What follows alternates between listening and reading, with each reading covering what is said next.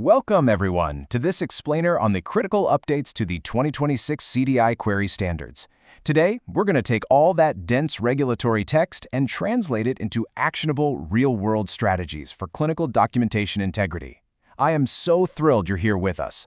Now, as CDI specialists, compliance directors, and medical educators, we already know that accurate records are literally the bedrock of patient care and ethical practice. But the landscape is shifting rapidly, and the 2026 guidelines from AHIMA and ACDIS are bringing some massive updates that we absolutely have to wrap our heads around. So let's dive right in and ask ourselves a pretty tough question. Are your current workflows, and I mean everything from your clinical validation protocols all the way down to those shiny new AI templates, are they truly ready for this new regulatory landscape? The standards for what makes a query compliant have been heavily clarified and honestly tightened up in a lot of areas. So if your organization is still kind of cruising along on the 2022 guidelines, it is absolutely time to pivot.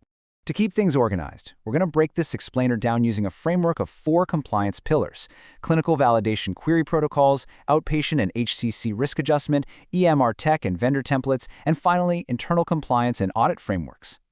All right, let's jump straight into Pillar 1, clinical validation query protocols. So why do clinical indicators need to definitively back up documented diagnoses under these 2026 guidelines? Well, clinical validation isn't just some industry buzzword, it's literally the front line of defending the integrity of the medical record. The whole point here is identifying conditions that a provider wrote down, but that currently lack the actual supporting clinical evidence or diagnostic justification.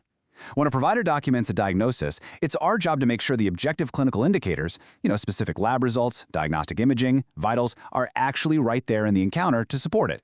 If they aren't, well, that's exactly when a clinical validation query is necessary to either confirm or refute that diagnosis.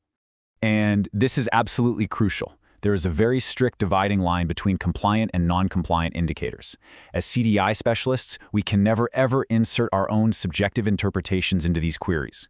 For instance, if the nursing assessment shows a heart rate of 120, your query has to state exactly that: heart rate 120. You can't just interpret it on your own and write tachycardia present.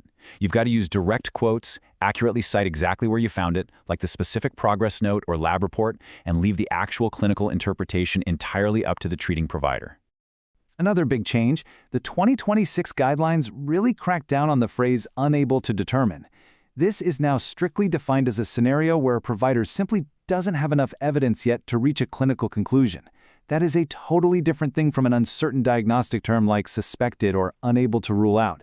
On top of that, offering unable to determine is now a mandatory requirement anytime you're issuing a present on admission or POA query, as well as in any yes/no query format.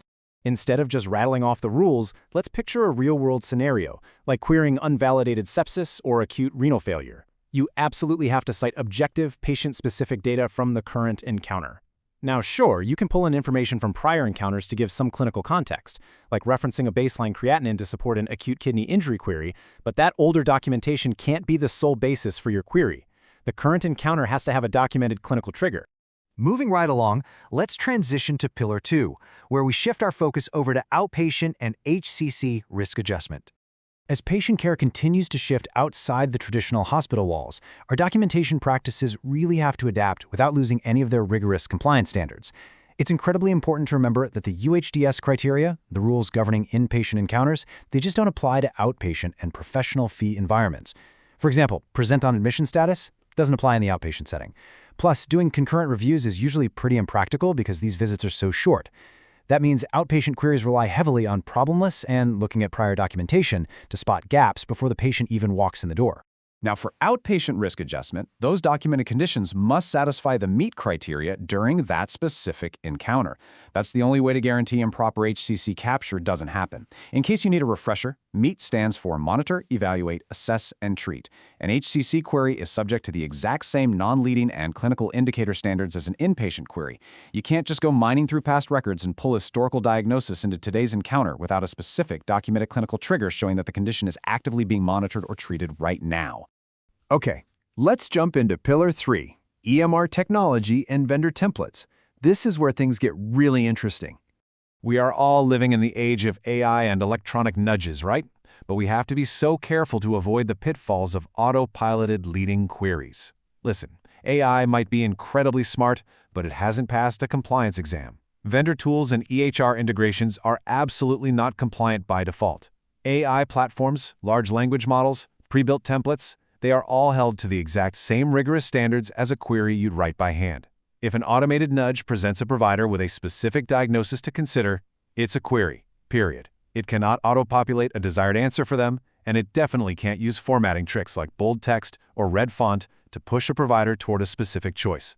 Because of this, setting up proper audit trails and having real human oversight is totally non-negotiable. Technology can never override the need for independent clinical judgment. As CDI leaders, we've got to establish multidisciplinary governance over these tools.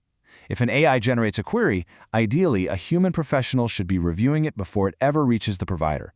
And if your organization does use fully automated delivery, well then you must be performing ongoing, highly structured audits of that technology's output. At the end of the day, you are just as responsible for a non-compliant AI query as you are for one written by hand. And that brings us to our final section, Pillar 4, Internal Compliance and Audit Frameworks. Even if you have the best guidelines and the most advanced tech, you still need a rock-solid internal compass to stay out of the crosshairs of external auditors.